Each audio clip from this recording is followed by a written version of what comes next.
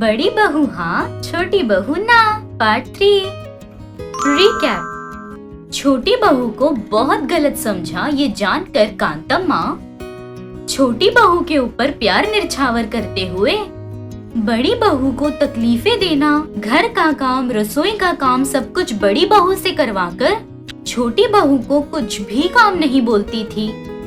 बड़ी बहू के गहने बेचकर छोटी बहू के लिए साड़ी खरीद के लाना, सास के गैर मौजूदगी में छोटी बहू फोन पर बात करते हुए उसकी सास के सामने जायदाद के लिए अच्छा बनने का नाटक करते हुए फोन पर बोलना, वो बातें खिड़की के पीछे से वसुंधरा का सुनना, ये सब हमने पिछले वीडियो में देखा था।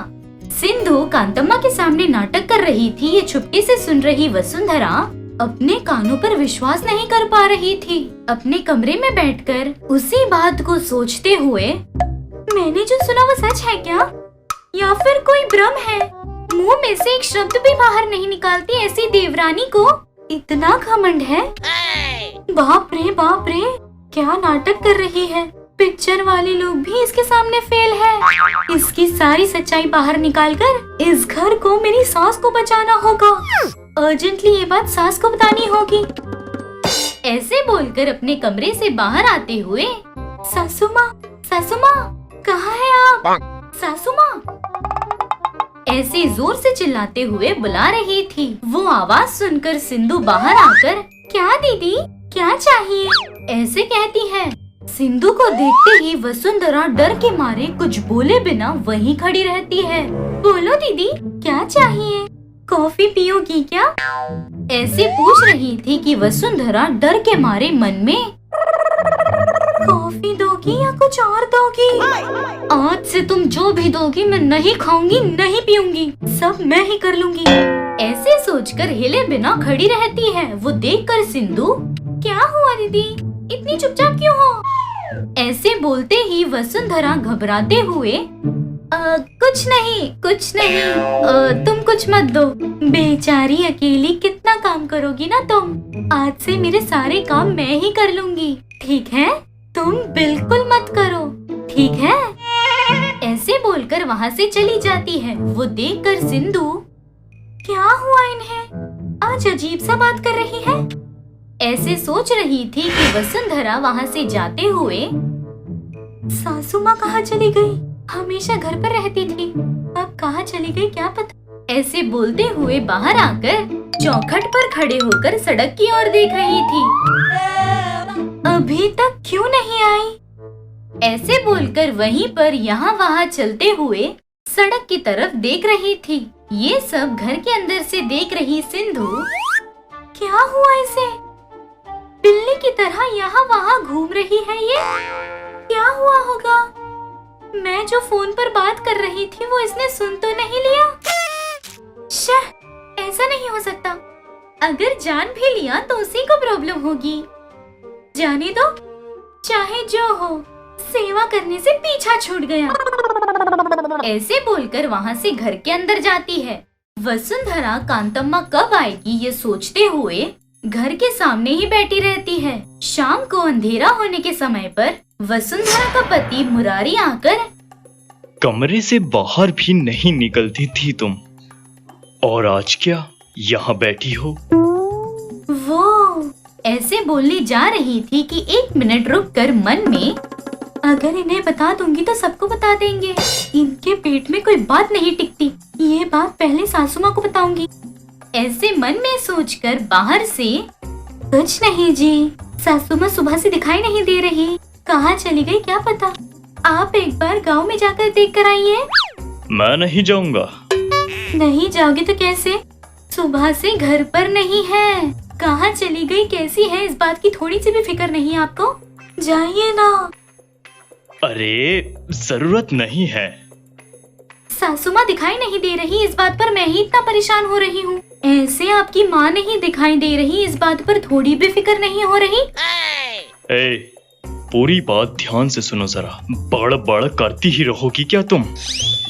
मेरी माँ अपनी बहन के घर गई हैं, 4 दिन तक नहीं आएंगी, ऐसे कहता है। वो बात सुनते ही वसुंधरा शॉक, दूर से ट्रांसफॉर्मर फूटने की आवाज आती है।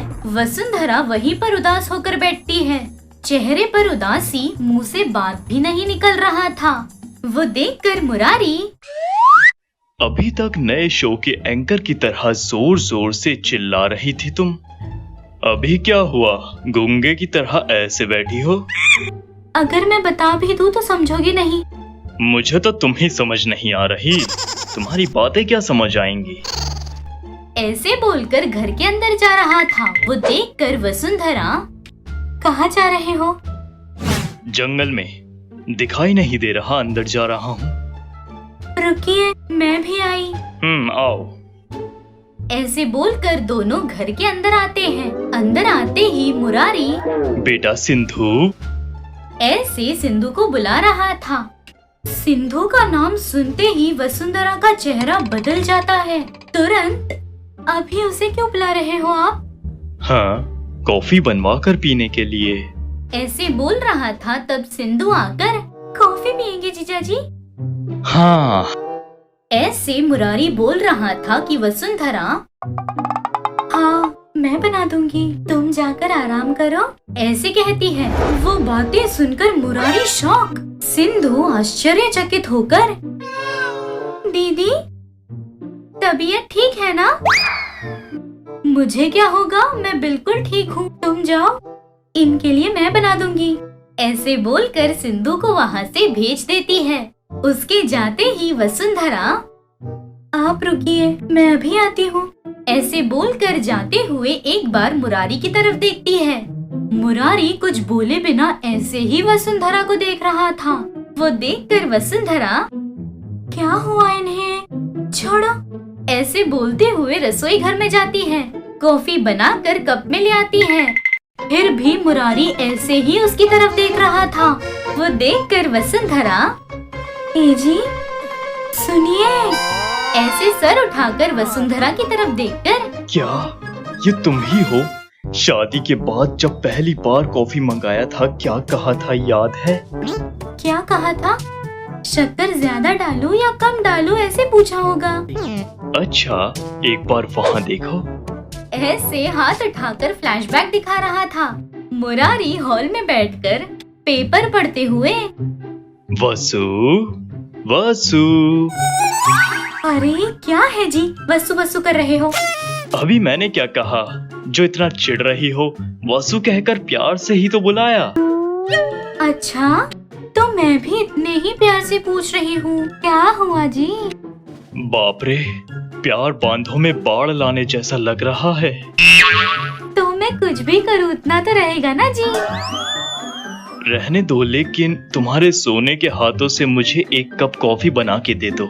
ऐसे बोलते ही वसुंधरा आश्चर्य होकर, क्या मैं कॉफी बना कर दूं? आप मेरे बारे में क्या सोचते हो? मैं कोई काम वाली हूँ क्या? इस घर की बहू हूँ, मैं कॉफी बनाऊँ क्या? अरे, मैं कॉफी बनाकर एक कप 10 रुपए की है ऐसे बेचने को थोड़ी कह रहा हूँ। मुझे बनाकर देने कहा। पति को कॉफी बनाकर देना भी गलत है क्या? ये सब मुझे नहीं पता, मुझे कॉफी बनाना नहीं आता जी। जाकर हम दोनों के लिए कॉफी बना कर ले आइए। और हाँ, मेरे कप में 1 स्पून शुगर एक्स्ट्रा डालना, ऐसे कहती है। वो बातें याद करके मुरारी, ऐसे थी तुम, ऐसे क्यों बदल गई? मुझे अभी जानना है, अभी ही जानना है। ऐसे जोर से कहता है। अभी वसुंधरा क्या करेगी? अपने पति को सिंधु के बारे में जाना सच बताती है या नहीं, ये हम अगले वीडियो में देखेंगे। तब तक के लिए देखते रहिए आहा टीवी।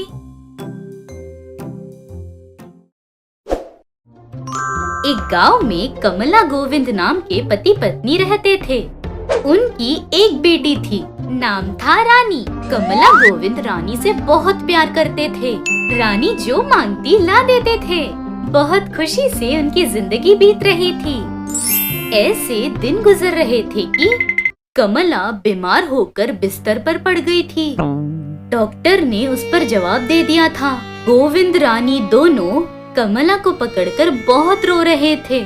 एक दिन कमला अपने पति गोविंद को बुलाकर, सुनिए, मेरे मरने के बाद हमारी बेटी अनाथ नहीं होनी चाहिए। आपको दूसरी शादी करके हमारी बेटी के लिए माँ ले आनी होगी। क्या बोल रही हो कमला? तुम्हें कुछ नहीं होगा, ऐसे मत बोलो।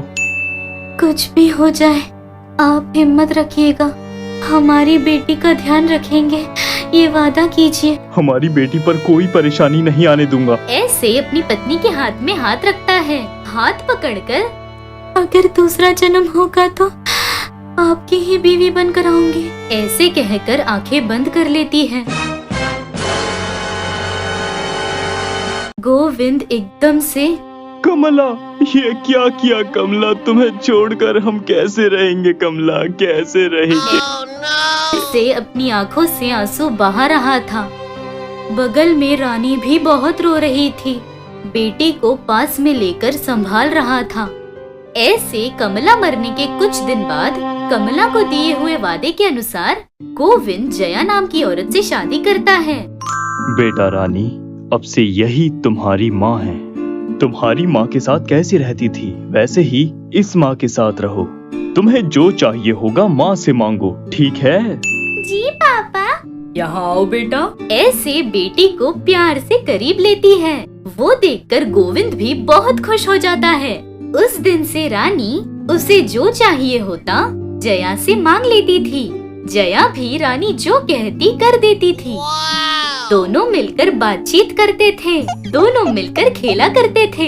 इनके बीच का प्यार देखकर गोविंद भी बहुत खुश हो जाता था।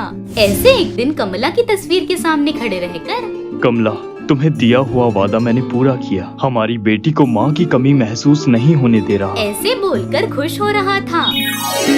ऐसे दिन गुजर रहे थे। एक दिन गोविंद काम के सिलसिले में बाहर जाता है। जया हॉल में बैठकर टीवी देख रही थी। तभी रानी आकर, माँ मुझे पकौड़े बनाकर दोगी? ऐसे जया का हाथ पकड़कर पूछ रही थी। कुछ पल शांत रहकर जया गुस्से से, कौन है तुम्हारी माँ? जाओ, जब देखो मामा करती रहती है। मेरी कोख से जन्म लिया है कि तुमने? तुम्हारे पापा के लिए ही बेटी हो, मेरे लिए नहीं, समझ आई?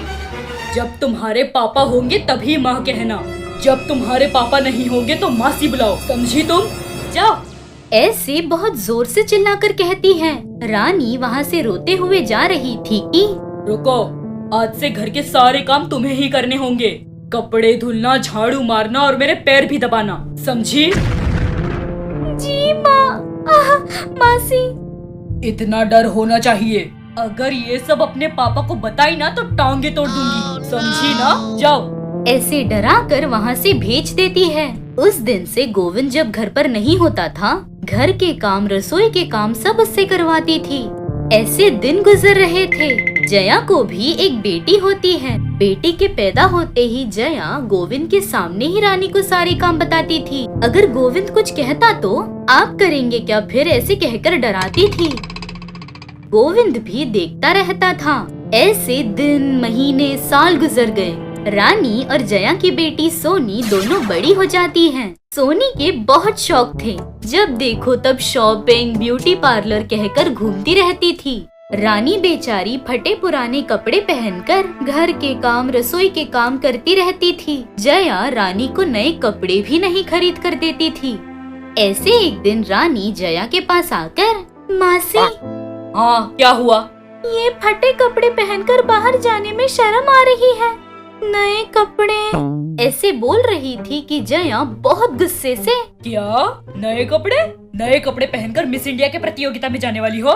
चुपचाप से बर्तन घसो। माँ, ऐसे क्यों कहा? मेरे पुराने कपड़े हैं ना, वो इसे दे दो। मैं वैसे भी आज शॉपिंग के लिए जा रही हूँ। नए कपड़े रखने के लिए अलमारी में जगह भी नहीं बची है। वो पुराने कपड़े इसे दे दोगी तो कम से कम अलमारी में जगह तो बनेगी। अरे मेरी बेटी, कितना अच्छा दिल है, दे दो। ऐसे बोल रही थी कि गोविंद गुस्से से, क्या सोनी, तुम्हारे पुराने कपड़े दीदी को दोगी तुम? क्या सोच कर रही हो तुम? हाँ, क्या है? बेचारी समझकर वो तुम्हारी बेटी को कपड़े दे रही है तो चिल्ला रहे हो? बेटा सोनी, उसे कपड़े मत दो। ठीक है माँ। ऐसे बोलकर दोनों वहाँ से चले जाते हैं। अगले दिन सोनी अपनी माँ के पास आकर, माँ सुंदरता की स्पर्धा होने वाली है।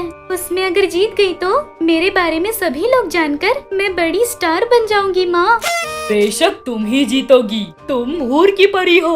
ऐसे बेटी की तारीफ कर रही थी। बगल के कमरे में खड़ी रानी ये सब सुनकर रोते हुए, माँ, क्यों माँ मुझे अकेले छोड़कर चली गई? अगर तुम होती तो मुझे इतना कुछ झेलना नहीं पड़ता। सब मैं अपनी मर्जी का करती ना माँ। ऐसे रो रही थी कि उसके सामने अचानक से रोशनी आकर उस रोशनी से उसकी माँ की आत्मा आती है। अपनी माँ की आत्मा देखते ही रानी, माँ आ गई तुम। रो मत बेटा। बिना रोए कैसे रहूँ माँ? मेरी तकलीफों को देख रही हो ना।